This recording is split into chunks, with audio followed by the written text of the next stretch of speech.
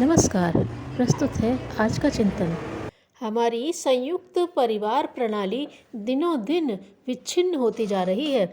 भाई भाई में परस्पर अनबन है, पति पत्नी में एक दूसरे से नहीं बनती है, बेटा बाप के साथ नहीं रहना चाहता, सास बहू में परस्पर तकरार हो रही है। बहुधा परिवार का प्रत्येक सदस्य अपनी ही बात को सत्य साबित कर उसके समक्ष दूसरों के विचारों के महत्व को स्वीकार नहीं करता। इसी प्रकार हमारी सामाजिक स्थिति का भी यही हाल है। समाज में व्याप्त परस्पर असहयोग, असमानता, संघर्ष, लड़ाई झगड़ों की वृद्धि हो रही है। और भी जरा अपनी विस्तृत दृष्टि डालिए तो अंतर्राष्ट्रीय क्षेत्र में भी यही स्थिति है। एक राष्ट्र दूसरे राष्ट्र पर अपना प्रभुत्व स्थापित करने की फिक्र में है। एक देश दूसरे के अस्तित्व को अपने से नीचा रखना चाहता है। वे परस्पर तरह तरह की होड़ में व्यस्त हैं। हमारी उक्त सामाजिक पारिवारिक स्थिति का मूल कारण क्या है, जिसके कारण यह स्थिति पैदा हो गई है और हमारा पारिवारिक, सामाजिक, अंतर्राष्ट्रीय जीवन अशांत, दुखी, ईर्ष्या, द्वेष, भय, परस्पर प्रतिहिंसा की भावनाओं से ओतप्रोत एवं अव्यवस्थित बनता जा रहा है, साथ ही पतन की ओर अग्रसर हो रहा है। उक्त समस्या पर विचार करते हुए एक कहानी याद आती है कि एक समय दो बकरियां जंगल से चरकर लौट रही थीं। मार्ग में उन्हें एक नाला पड़ा जिस पर एक संकरा सा पुल था। उसे उन दोनों को आमने सामने से पार करना था, अर्थात भिन्न भिन्न दिशाओं में जाना था। पुल छोटा और सकरा होने से वे एक दूसरे से उस पर आमने सामने से टकराईं। इस स्थिति में उन दोनों में से एक किसी को वापस मुड़ जाना था ताकि क्रमशः वे एक एक पुल को पार करें। किंतु उलझन यह पैदा हो गई कि कौन मुड़े कौन वापस लौटे। उन दोनों में कोई भी पहल इसके लिए तैयार नहीं हुई। इस झगड़े में दोनों आपस में भिड़ गईं और नदी में गिरकर विनाश को प्राप्त हुईं। ठीक यही स्थिति हमारे सामाजिक, पारिवारिक एवं अंतर्राष्ट्रीय जीवन की है। सभी अपनी यह इच्छा एवं धारणा रखते हैं कि दूसरों को झुकाया जाए और स्वयं न झुकें, भले ही अनुचित पक्ष निज का ही क्यों न हो। परिणाम में वही बकरियों वाली हालत होना अवश्यंभावी है। मानव जीवन सामाजिक जीवन है। उसका विकास, उन्नति, प्रगति, सफलता का अधिकांश भार समाज पर ही अवलंबित है। समाज से दूर रहकर अपनी स्वतंत्र सत्ता कायम करके जीवन क्षेत्र में सफलता पाना मनुष्य के लिए असंभव है। उसके पैदा होते से मरने तक इससे विपरीत परिस्थिति में उसका जीवन विकास असंभव है। और मानव के सामाजिक जीवन में आवश्यकता इस बात की है कि वह झुकना सीखे। इन दोनों में केवल एक को ही अपनाया जाए तो भी व्यावहारिक जीवन में सफलता नहीं मिलती। अधिकांश परिवारों की स्थिति पर विचार किया जाए तो पता चलता है कि उनका संचालन प्रायः राजतंत्र प्रणाली के आधार पर चलता है। परिवार में एक खास व्यक्ति जो कुछ करना चाहता है वही किया जाता है। अन्य लोगों की भावनाओं एवं विचारों को कुचलकर उन्हें भी उसी के लिए बाध्य किया जाता है। ऐसी परिस्थिति में या तो मुख्य व्यक्ति ऐसा हो जो आदर्श, जीवननिष्ठ एवं समान दृष्टि का हो, जिसका प्रत्येक कार्य विचार सबके लिए समान रूप से हितकर सिद्ध हो और किसी दूसरे के स्वाभाविक अधिकारों को क्षति न पहुँचे तथा उसका निर्णय सर्वमान्य हो। किंतु ऐसे व्यक्ति बिरले ही होते हैं।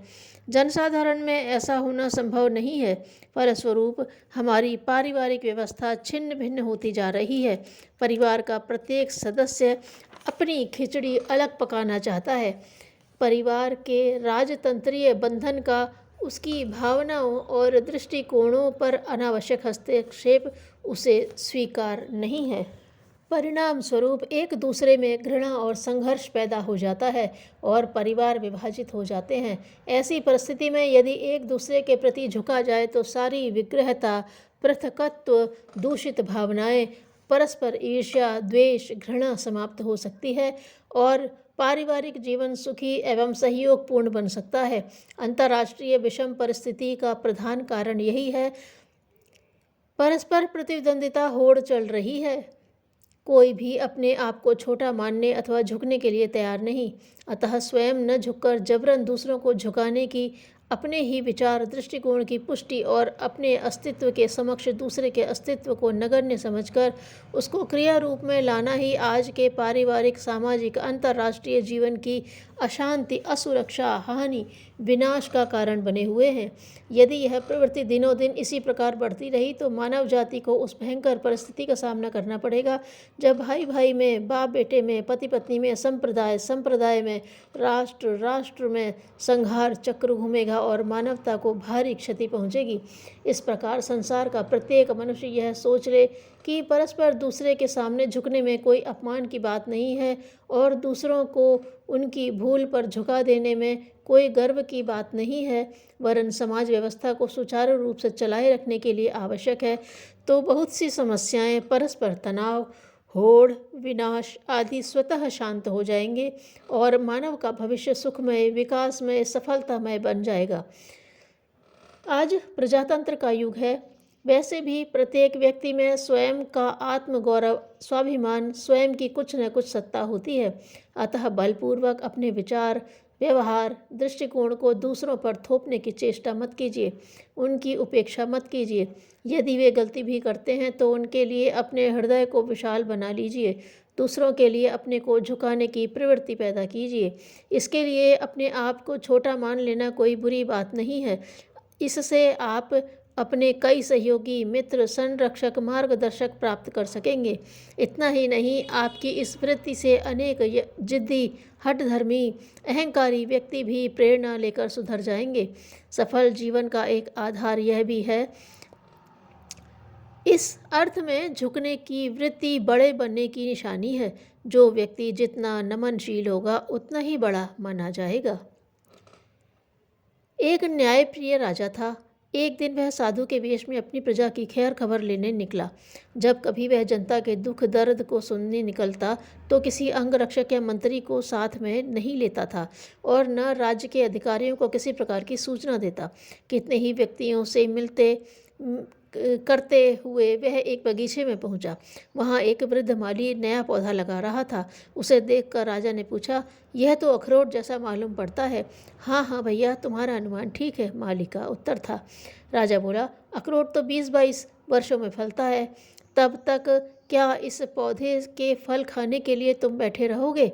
माली बोला, बात यह है कि हमारे बाप दादा ने इस बगीचे को लगाया था, खून पसीना एक करके इसको सींचा, देखभाल की और फल हम लोगों ने खाए।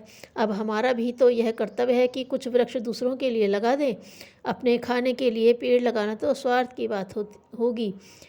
मैं यह नहीं सोच रहा हूँ कि आज इस पौधे की क्या उपयोगिता है, यह भविष्य में दूसरों को फल प्रदान करे, बस यही इच्छा है। वृद्ध माली की बात सुनकर राजा अगले दिन अपने दरबार में मंत्रियों से बोला, सभी वृद्धजन यही सोचे कि हमें बोने से मतलब है, भले ही उस फसल का लाभ आने वाली पीढ़ी ले, तो सारे समाज में भले लोगों का और अच्छी आदतों का विस्तार होने लगेगा। जो अपनी पूंजी समाज हित में लगा देता है उसे बाहर का सहयोग बिना मांगे मिलता है। धन्यवाद।